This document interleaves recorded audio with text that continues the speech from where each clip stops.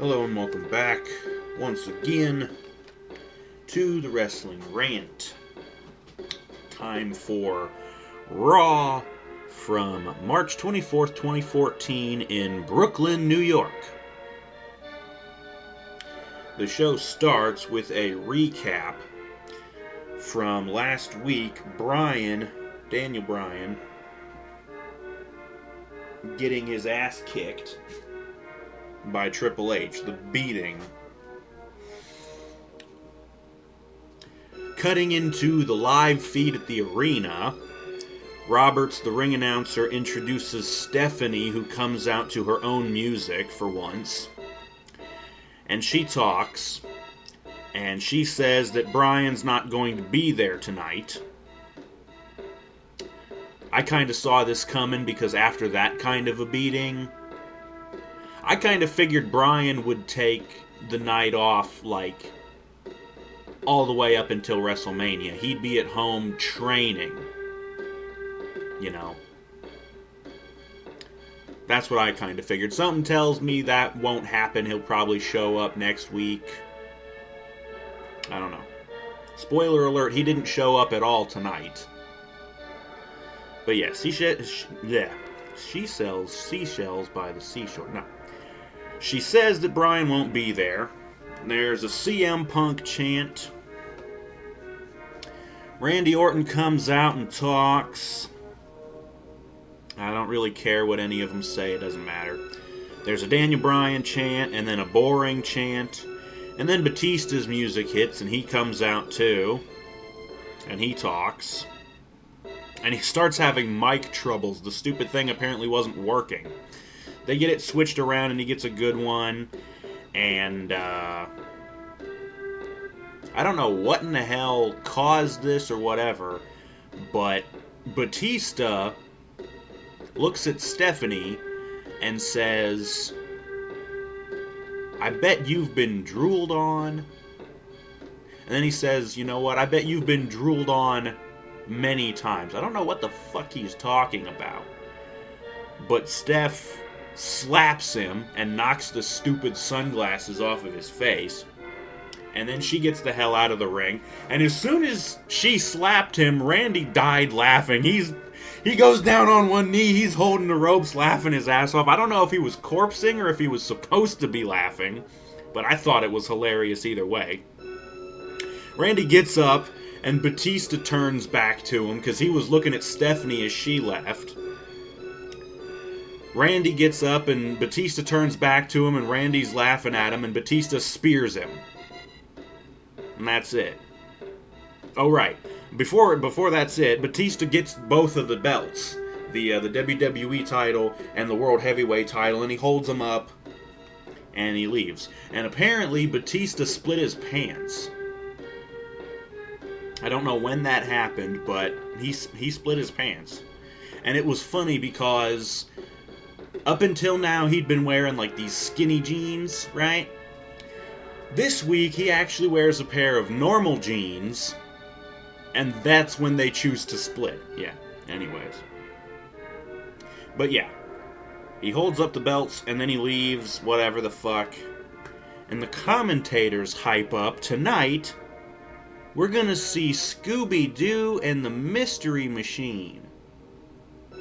Yeah, because if you haven't heard, the WWE, in conjunction with Hanna-Barbera, I guess, they made a Scooby-Doo Saves WrestleMania animated movie.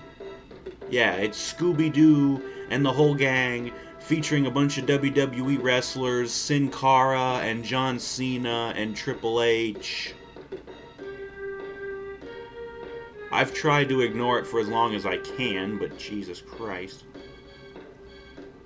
But yeah, they hype that up. And you'll see where they're going with this. It's stupid as fuck, but let's just take it as it comes.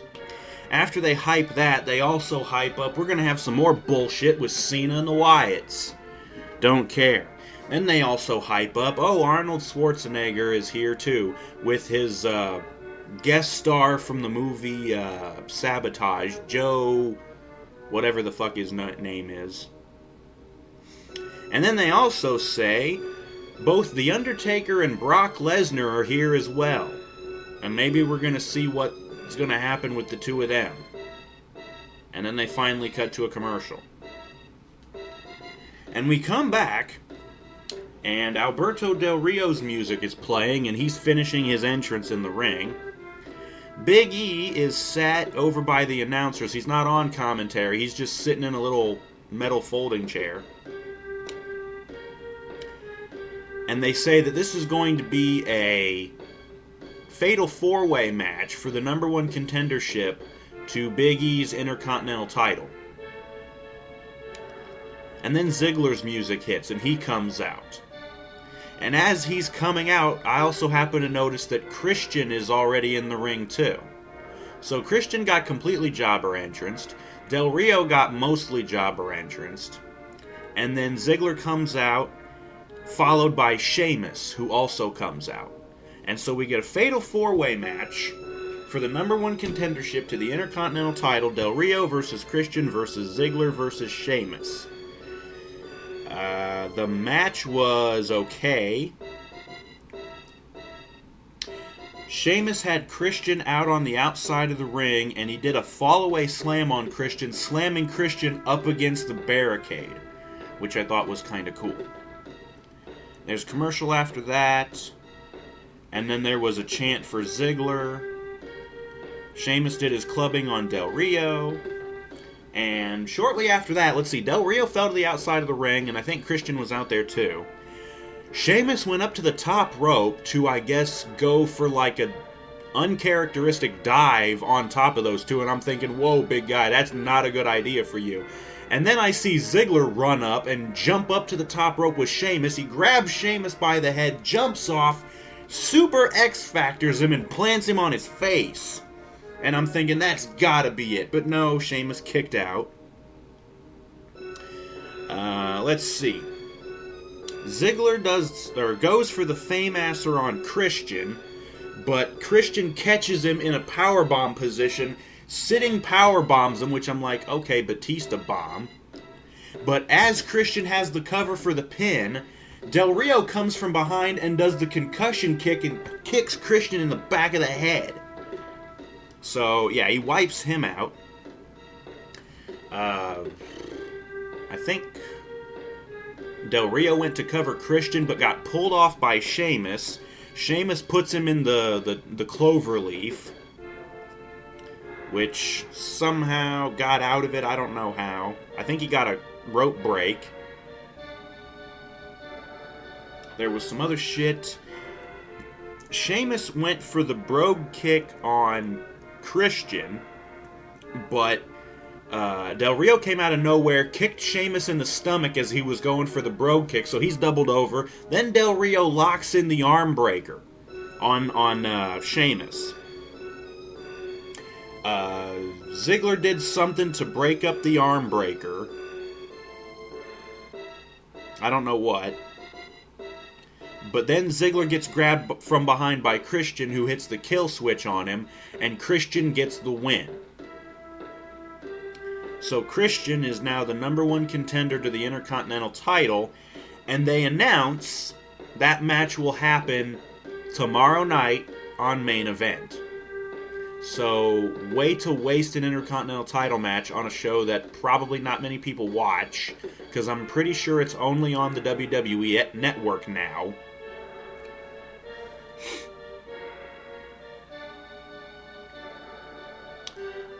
As soon as Christian wins the match, Big E gets out of his chair and jumps in the ring. And Christian finally notices him there and turns towards him. And then Big E puts his hand out for a handshake. And Christian looks down at it and he's like, no, he just kind of laughs it off and leaves. And as he's leaving, we get the Wyatt cut. And what we get is a promo from those three twits up on the Titantron. Bray starts talking, saying, you know, we can see you, John. He's talking about Cena, of course. We can see you and whatever. I don't know what all he said. Harper talked, and then Rowan said run, and it cut to commercial. Coming back from the commercial, we get a preview of the stupid Scooby-Doo WrestleMania movie. Afterwards, the stupid Scooby-Doo theme, not the classic one, it has to be one of the new crappy ones, is playing, and the Mystery Machine pulls up alongside the stage. And of course the side door slides open and out comes Sin Hunico Kara. And then out comes Scooby-Doo. Of course it's a guy in a costume. Stupid as fuck. But Sin Cara goes through his entrance, springing over the top rope and getting the pyro. And I happen to notice, hey look, there's Damien Sandow. Yeah, apparently we got a match here. Sandow versus Sin Cara. This is basically a squash match, because Sin Cara beat the fuck out of Sandow pretty quick. There was a CM Punk chant, of course. And then Sin Cara got Sandow down in the corner, went up to the top rope, did the Swanton Bomb, and pinned him. The match was seriously like that fast. So this was a squash match, and they're just making Damien look like shit. And I don't know why. Then we get a recap from SmackDown of The Shield getting their asses kicked. And I know from my SmackDown video, I wasn't sure if it was the Outlaws who were actually helping Kane. Yeah, I actually happened to see the end half of the beating on Friday when they played it. Yeah, the Outlaws were out there with Kane and the Real Americans and... who was the other fucking team? Rybaxel. Yeah. But right, we get a recap of that, and then they cut to a commercial break. And when we come back from the ring, or from the break, Los Matadores music is playing. And they're in the ring. And so are Ryback and Curtis Axel. And of course, we get a match between these two teams. And it's a short match because all it does is set up what happens. Not only that, but during the match, the brief match, the announcers, or the commentators, announced that because Ryback and Curtis Axel were granted a tag team title match against the Usos, they have decided to take themselves out of the Andre Battle Royal. So they're not in the Battle Royal anymore. Oh darn. So apparently, yeah, they're going to get their title match with the Usos instead of the Battle Royal. What ends up happening during the match is the Shield comes out. No music, they just come out from the crowd. And they distract Axel, who's the legal participant. He gets distracted long enough. I guess he got rolled up by one of the Matadors. 1, 2, 3. The Matadors win, and they get the fuck out of there. And then Ryback and Axel are left in the ring, surrounded by the Shield. Who they get in the ring, and they beat the fuck out of Ryback and Axel. Axel gets taken out on the outside by Reigns. And Ryback gets held for a minute by Rollins and Ambrose while they wait for Reigns. Reigns comes in and plows through Ryback with a spear. And then they pick up that hunk of shit Ryback. They get him up on on Reigns' shoulders, and they give him the fall of justice. So, yeah, kind of like what I was saying I hoped would happen. With the Shield just beating the fuck out of everybody who beat on them on SmackDown. That pretty much happens.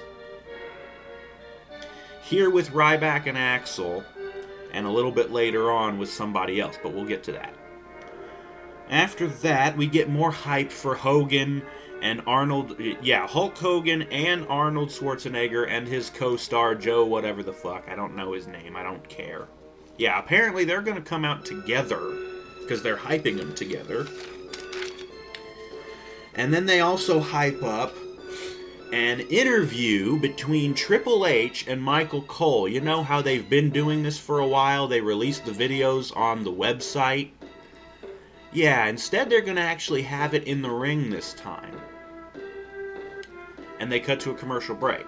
And when we come back, Michael Cole is in the ring with a couple of chairs, like big, like director's chairs. And he introduces Triple H, who comes out. And they get to talking, and they segue into showing footage of Daniel Bryan's beating from last week.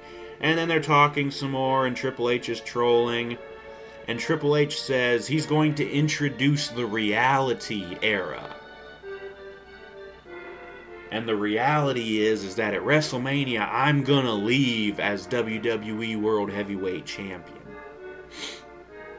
Who gives a fuck? He leaves, end of segment, moving on. We get hype for a rematch between Cena and Luke Harper. As if one time on SmackDown wasn't enough, we're gonna do it again tonight. And we get more hype for The Undertaker and Brock Lesnar. And then, as they're cutting to a commercial, they show the John Cena and Bray Wyatt video package again. And then they go to commercial. Coming back from the commercial, we get the WWE Rewind from last week of Goldust versus Fandango. All the dancing, all the stupid schmuckiness. Coming back finally from the break, Fandango is finishing his entrance. And then the Cody and Goldust Mega Mix hits, and I'm like, okay, which one of them is facing Johnny? Turns out it's Cody. I'm thinking, okay, why didn't Cody get his own music?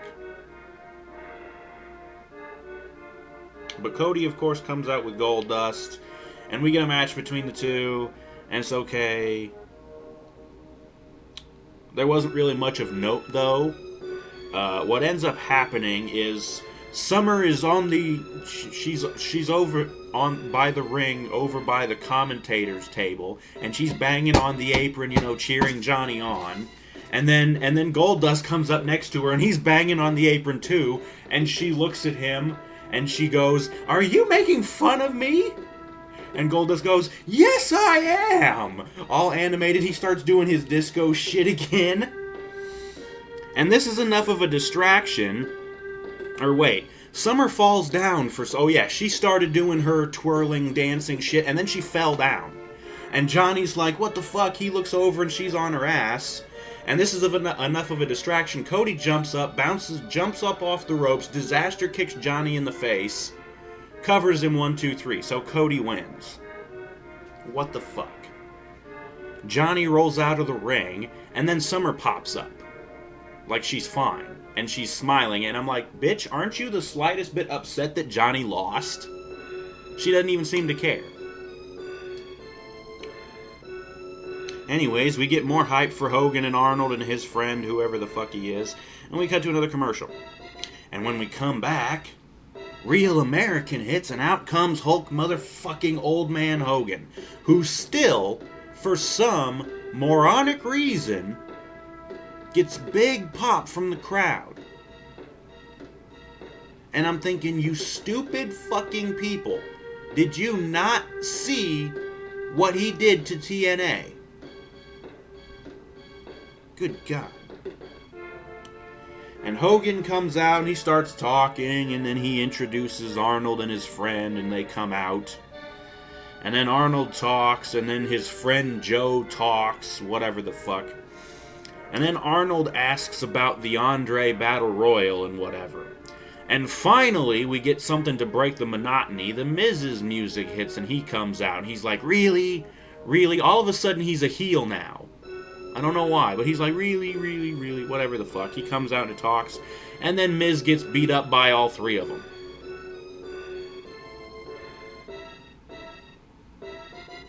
And I'm thinking, really, Mike? Really? You're gonna get beat up by 80-year-old Hogan and Arnold and this Joe Schmo guy that I've never heard of until this movie? Fuck off. We get more hype for Taker and Brock, and then they cut to a commercial. And when we come back from the commercial, Titus O'Neil is in the ring. And then the Big Show's music hits and he comes out. We get a match between these two, which turns out to, of course, be crap. Because, okay, I'll just go over it. There was a CM Punk chant, whatever. The majority of the match is Titus beating the hell out of Show. Kicking him, stomping him, whatever the fuck. Finally, Show has enough of it. He's on the ropes. Titus comes charging, and you can actually hear Big Show say, "I've had enough of this crap." And he charges, and he spears and runs through Titus. And Show gets up, and he waits for Titus to get up, and he's like, "Ah!" And he KO punches him, knocks the dog fuck out of him. And he covers Titus, and he beats him. 2 fucking moves beats that jobber Titus. I fucking love it. You see, Titus, you were a nobody with Darren Young, and you're even more of a nobody without him. You're not going fucking anywhere, Titus, you dumb fuck. Anyways, we cut backstage to the office, where there's Triple H and Stephanie talking. And then up come the 3 members of the Shield. And they say, you know, this whole thing with Kane, and we're just wondering where we stand with you guys. And, I think Triple H tried to say something like, "You're okay with us, I guess, whatever." And then Stephanie's like, "You know what, if you guys want some revenge, how about we give you a match with the Real Americans tonight?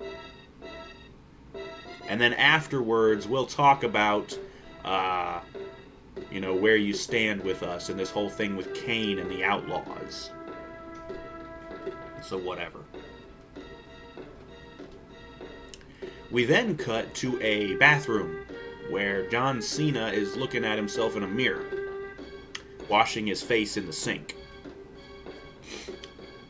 He bends down to splash some water on his face, and in the mirror you can see the stupid Wyatt sheep mask poking from around the corner of the doorway. And of course, we get the Ultimate Warrior gag where Cena looks up, sees the mask, turns around to look at it, and it's gone. And then we cut to a commercial. Coming back from the commercial, we get a rewind from SmackDown of the Cena and Harper match. And then Cena's music hits and he comes out, and then the Wyatts come out, and we get the match between Cena and Harper. And the match went for way too long, considering how much both of these guys really just aren't that great. There was a flat-out Cena sucks chant, although I might have missed the Let's Go Cena part, I don't know. They actually did do the dueling chant, though. And then there was a Let's Go Harper chant. And I noticed this move that Harper did.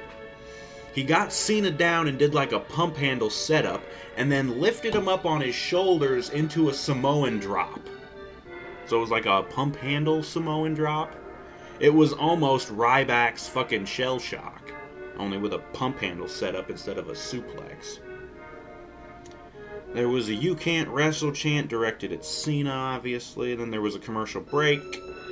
Cena goes for his comeback combo, but it gets stopped by Harper. There's another "Let's Go Harper" chant.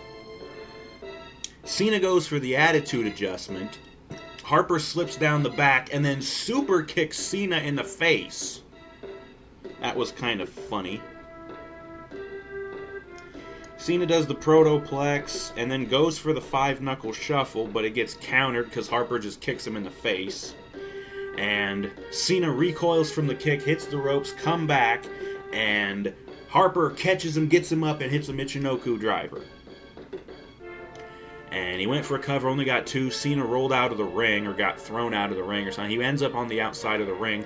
Harper comes running, suicide dive through the ropes, and just nails the fuck out of Cena. Back in the ring, Cena's able to lock in the STF, but Harper just kind of reaches up and rakes Cena's eyes. And that's enough to break the move. There's another Let's Go Harper chant.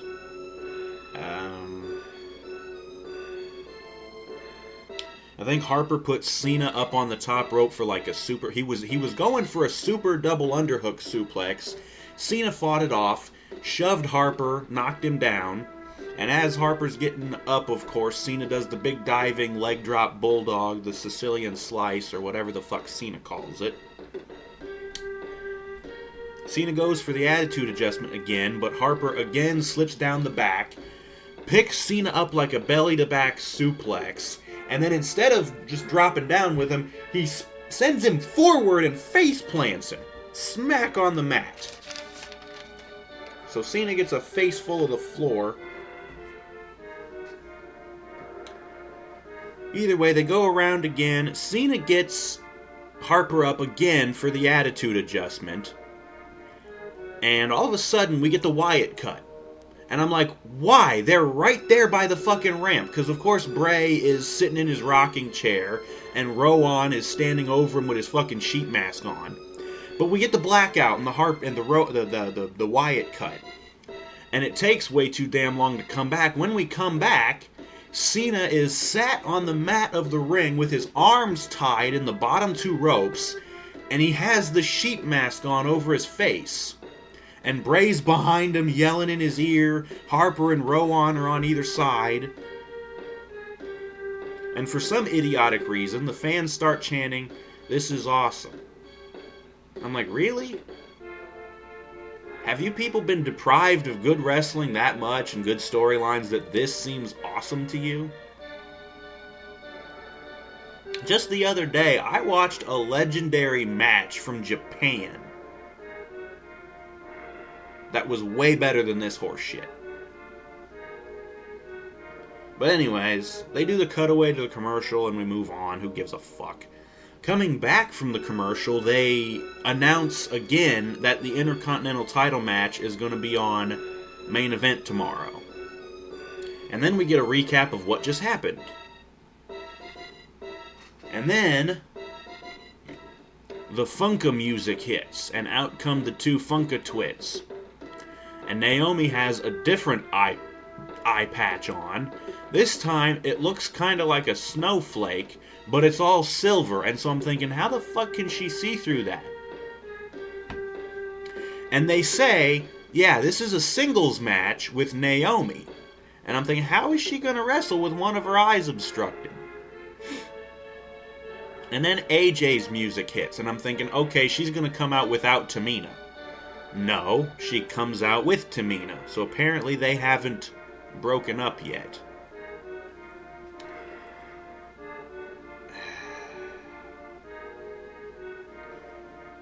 And apparently this match was for the Divas title. I don't remember them announcing it.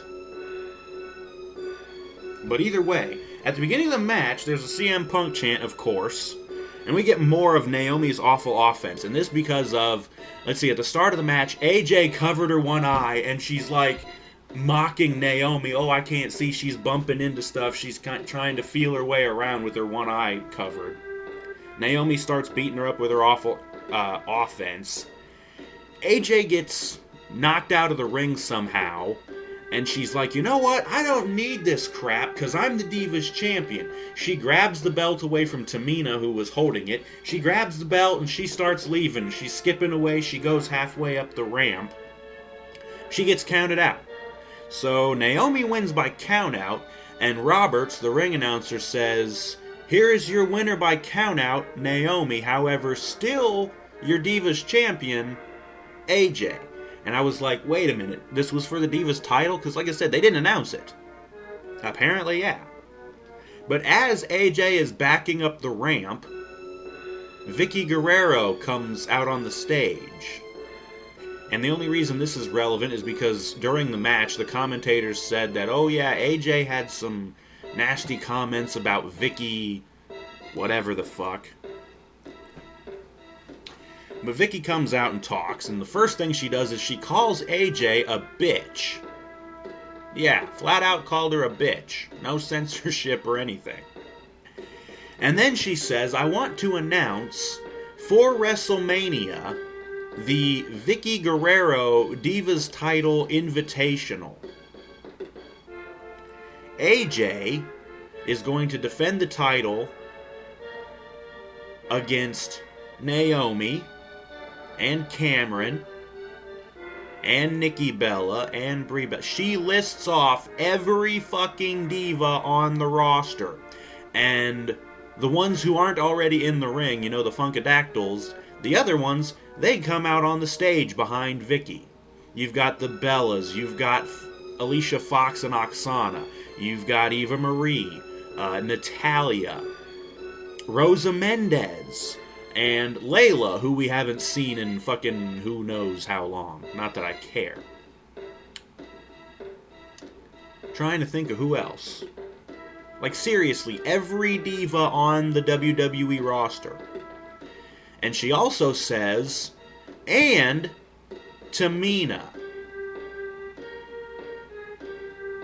So yeah, AJ has to defend against every diva, including her buddy Tamina. And that's going to be at WrestleMania. So something tells me AJ's losing the damn title. Sadly, because honestly, nobody wants her to lose that title. None of the fans, at least. AJ is better than every diva in the company. By a long shot. And I'm talking better all around, not just as a wrestler or as a talker. Just all around. But either way, after that, we get a recap of the segment from Main Event last week between Heyman and The Undertaker. And we get, of course, more hype for Brock and Undertaker. And then they say, we're going to find out who the next inductee into the Hall of Fame this year is going to be, and that's going to be next, and they cut to a commercial. And I heard earlier today, or maybe it was yesterday, that it got spoiled by somebody. It's supposed to be Scott Hall. Coming back from the commercial break, yeah, we do get the video, but it's not Scott Hall, it's Razor Ramon. So, I don't know. After that, we get a recap of the opening segment, you know, Stephanie and Batista and Randy. And they announce that next week on Raw, we're going to get Randy Orton versus Batista. Non-title match, of course. So we have to get that out of the way, because it's not going to happen at WrestleMania anymore. But that's going to be next week on Raw, who cares? Shield music hits, and the three of them come out. And after they come out, we get a recap, again, of the Shield getting their asses kicked on SmackDown. And then we cut to commercial. And when we come back, they announce that for SmackDown this Friday, we're going to get Bray Wyatt in his toughest singles match yet. Not Kofi Kingston, no. Bray is going to go against The Big Show. So that should be interesting to see how Bray fares against somebody who isn't a complete jobber. Cutting back into the live feed in the arena, the Real Americans are coming out, and they get halfway down the stage, or halfway down the ramp, when all of a sudden here come Rollins and Ambrose, who start beating the fuck out of Cesaro and Swagger. Yeah, it's just Rollins and Ambrose versus Swagger and Cesaro. We get the match, and it turns out to be a good match. There was a We the People chant. Cesaro did the swing on Ambrose. The stupid crowd counted each revolution twice for some reason. So it was really 10 revolutions, but they counted up to 20. Really stupid. Afterwards, Ambrose was on the outside of the ring.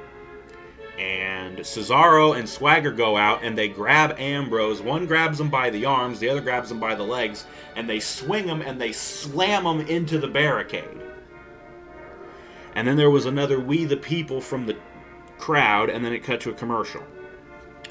coming back from the commercial, there was a "Let's Go Shield" chant.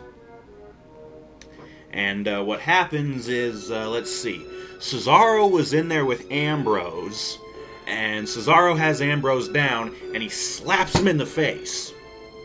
And I can see Dean, he's like, "Ooh, motherfucker." And Cesaro slaps him again, and Ambrose is like, "Motherfucker," and he slaps the mat. And then he's like, "Come on, motherfucker, hit me again." Cesaro slaps him again, and Dean goes crack happy and beats the crap out of him. Ambrose finally makes the hot tag to Rollins. Because, yeah, Rollins and Ambrose were playing the faces this whole time. And so they get the hot tag. Seth gets Swagger, because Swagger had gotten tagged in too.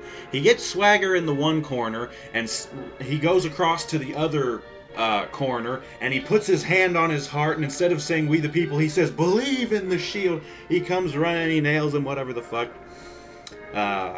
Swagger ends up out of the ring on one side of the ring. Cesaro gets thrown out on the other side of the ring. Rollins goes running, he does a suicide dive on Cesaro. And then he jumps back in the ring, runs across, does a senton rope flip over on the other side on Swagger. And then the crowd's like, "Holy shit," they're chanting that. And then there was a clusterfuck in the ring. Ambrose and Cesaro both came in. Rollins and Swagger are legal. What ends up happening is Ambrose comes in and takes care of Cesaro. And then I think Swagger threw Ambrose out of the ring. And Swagger turns around and he grabs Rollins and throws him up like a flapjack. And as he comes down, he catches him into the Patriot Lock. And I'm thinking, okay, we're going to do the stupid throwing catch finisher thing from WWE 2K14. Which, if you don't know, is something stupid that they added. They added these, like, you throw a guy up for a flapjack and then you catch him into your finisher. There's one for the attitude adjustment. There's one for the brogue kick, which looks ridiculous. There's one for Kane's choke slam, I think. A lot of these just look stupid as fuck. Anyways, but yeah, Swagger does that. He flapjacks him up and catches him into the Patriot Lock on the way down. Rollins is able to get to the ropes. And, I don't know, they tussled for a bit, and then Rollins hits the blackout, the curb stomp. And Michael Cole says he calls that the peace of mind. And I'm thinking, no he fucking doesn't, he calls it the blackout, you moron! But either way, Rollins hits it and he gets the win. So Rollins and Ambrose win the match. It was a good match. Probably the best fucking match on the show. And it also happened to be the main event, by the way, because that was the last match. After the match, Cesaro comes into the ring and attacks Rollins. And Reigns comes in, and I think he speared Swagger. Cesaro wound up on the outside. Reigns goes out and spears Cesaro on the outside. And then the three members of the Shield, they clear off the announce table. And they pick Cesaro up and they get him on Reigns' shoulders and they give him the fall of justice through the fucking announce table. And the crowd's cheering the whole time. They loved it. It was good stuff. And then the Shield gets in the ring and they're celebrating. They're up on the turnbuckles. Yeah, you know, whatever. And then the stage blows up with Kane's pyro and his music. Kane comes out, accompanied by the Outlaws, all three of which are wearing suits. And Kane says, basically he says, you guys want me and the Outlaws, you're going to get us at WrestleMania. So we're going to have the Shield versus Kane and the Outlaws at WrestleMania. Now, I already knew about this because reports came out a week or so ago that it was going to happen. And those same reports also said that this is going to be where, spoiler alert, Ambrose and Rollins are going to turn heel on Reigns. And this is going to be the start of Reigns becoming the next big top babyface. And Rollins and Ambrose are going to go back to being heels. Really hope this isn't true. You just turn the Shield face. Don't turn 2/3 of them back into heels already. There's so much more they can do as faces. You know, they were a heel faction for a year.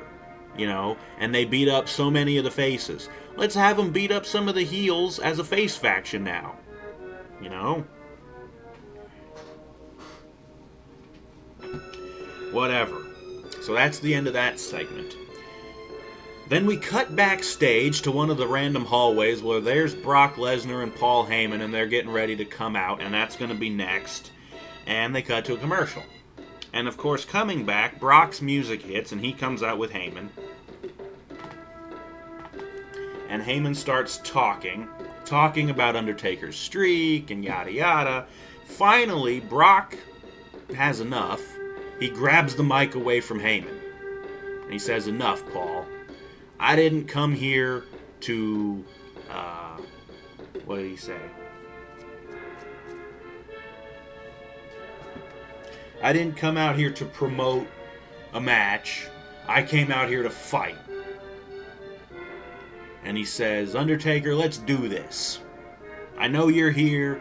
I'm here. So let's do this." And then finally, after one hell of a long pause, the Druid music starts playing. Or the Druid chanting, rather. And the camera cuts up to the stage where, hey, look, there's the Undertaker's casket. And the Druids come out through the curtain finally, and they grab the casket and they wheel it down to the ring. And I'm like, we're really doing this bit again? The casket and the Druids and all this shit? Yeah. They come out and they put the casket next to the ring, and it's right there. And then the Druids start leaving. They go up to the ramp. Brock's looking at it and Heyman's looking at it and nothing's happening. Brock finally goes over and he puts his leg through the ropes and just kind of taps on the lid of the casket with his foot. He's just kind of kicking it a little bit. And he does it again. And then he finally starts like stomping on it, trying to wake up whoever's in there. But while this is going on, they got these shots of the casket on the outside of the ring, and I could notice the ring apron on the side of the ring was kind of moving behind the casket, and I'm like, okay, so Undertaker's been is under the ring. Yeah, sure enough, finally Brock goes over and he opens the casket, and it's empty. Brock gets out of the ring. The casket's still open, by the way. He gets out of the ring, and he starts going after the Druids, who back away from him, of course. Brock decides, okay, fuck you guys. He closes the casket, and he gets back in the ring, and he starts talking again on the microphone. He says, "I want to fight, damn it." And then Heyman starts talking, and he says, "You know what, we came here to this slum city of Brooklyn," which gets, of course, a cheap boo from the crowd. And he says, "We came here for a fight, and all the Undertaker can bring us is an empty casket." And then, of course, as he finishes saying that, the casket opens by itself. And this time you can look and see, sure enough, there's somebody in there. Finally, the camera goes over, and hey, look, it's the Undertaker.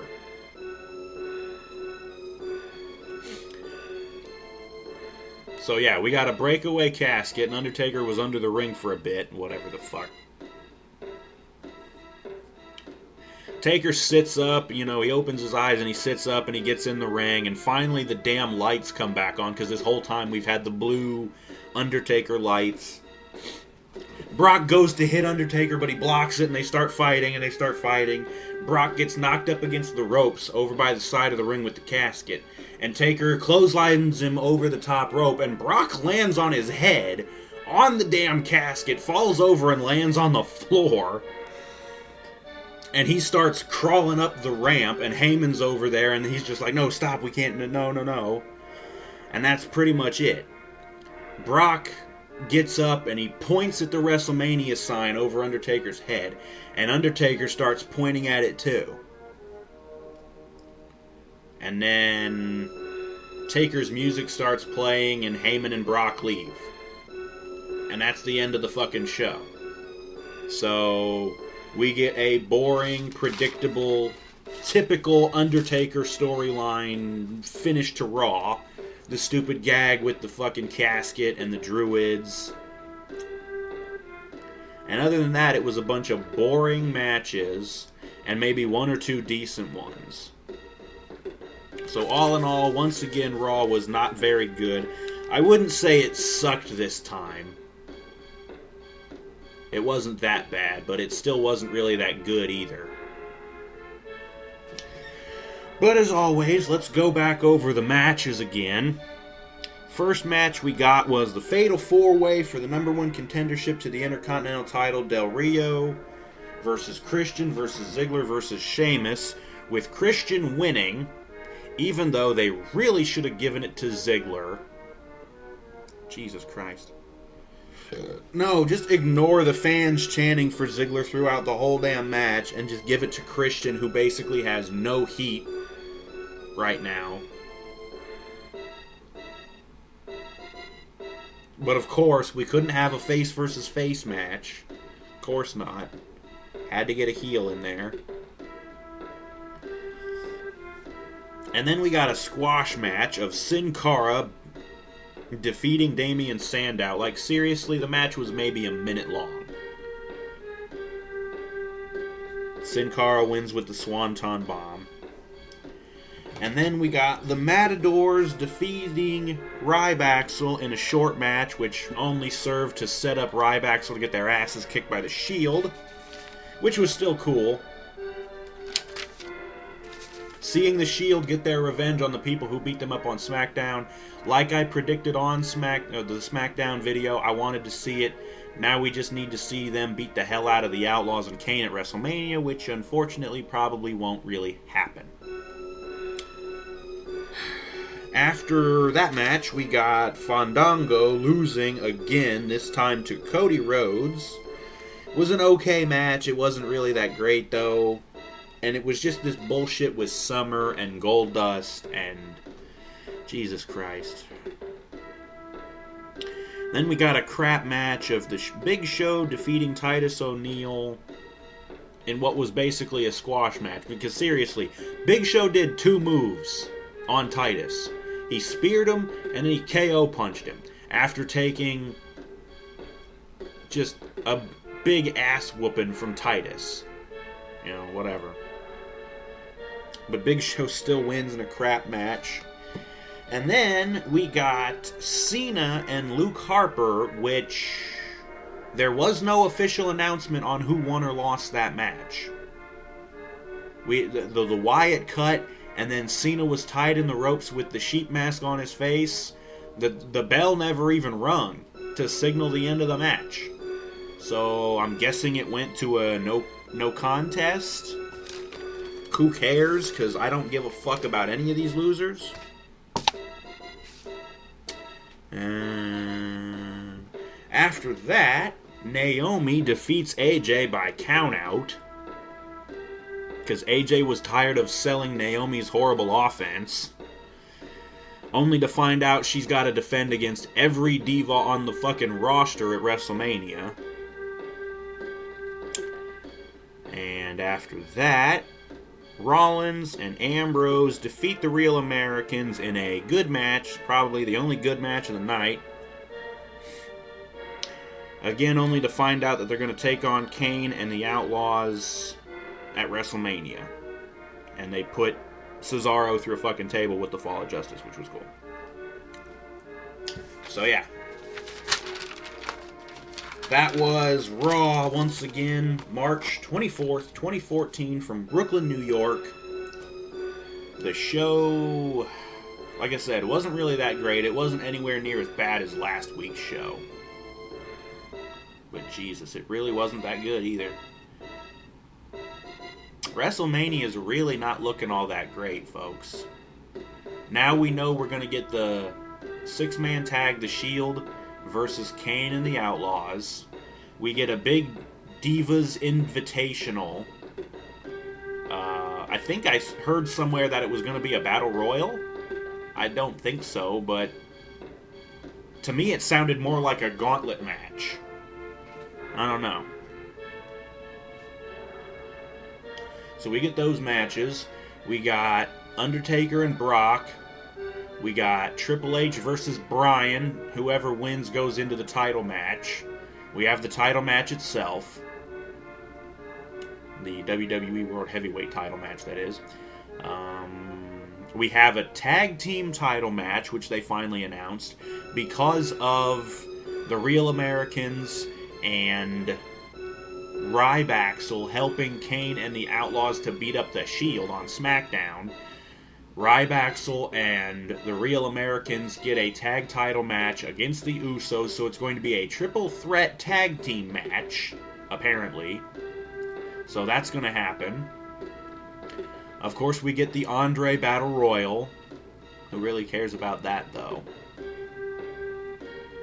It doesn't look like we're getting an Intercontinental title match or a U.S. title match, because Ambrose is going to be in the match with the Shield and versus Kane and the Outlaws, and Big E is defending against Christian tomorrow night on Main Event. And unless they're going to build up to another frickin' title match with Big E, Big E's in the Battle Royal, so maybe they don't want to have him double booked.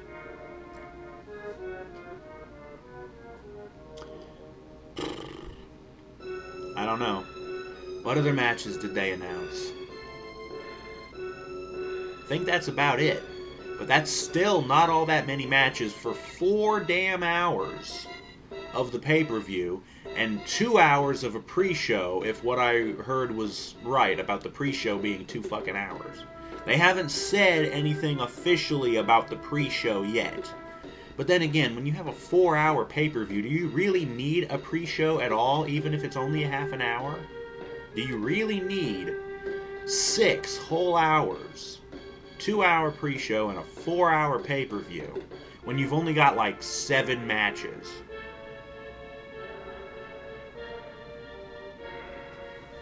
The only title match... Okay, well, there's 2 title matches. We got the WWE World Heavyweight title match, which is going to be a triple threat no matter what. And then we got another triple threat match for the tag team titles. Isn't that funny? No, not really. So yeah, but WrestleMania is still not looking to be all that great. AJ gets to fight off the world in her Divas title defense.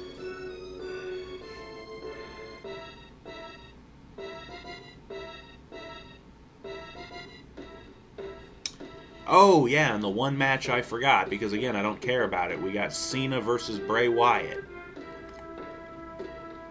Whoop-de-doo. Anyways, yeah, that was Raw. I'm bored out of my mind. I need to go do something else. I need to go get something to eat, because I haven't hardly eaten anything today. Anyways, like I said, that was Raw once again, March 24th, 2014, from Brooklyn, New York. Brooklyn. Didn't see the Brooklyn Brawler, and we didn't see JTG either. So, yeah. Anyways, that was the show. Thank you for watching. Join us next time for the SmackDown spoilers. And we will see you then.